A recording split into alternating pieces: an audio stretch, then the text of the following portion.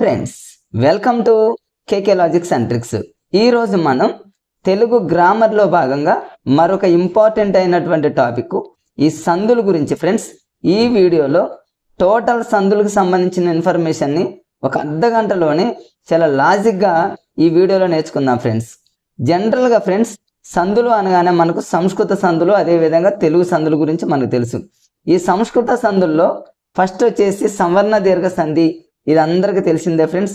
దీని కోడ్స్ కానీ లాజిక్స్ కానీ ఏం అవసరం లేదు. అయినప్పటికీ మనం ఒక చిన్న లాజిక్గా కూడా దీన్ని గుర్తుపెట్టుకోవచ్చు ఫ్రెండ్స్.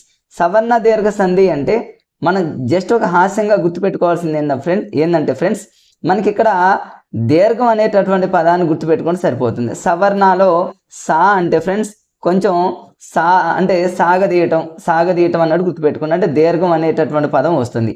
ఫర్ ఎగ్జాంపుల్ ఇక్కడ శివాలయము అంటే వా అంటే దీర్ఘం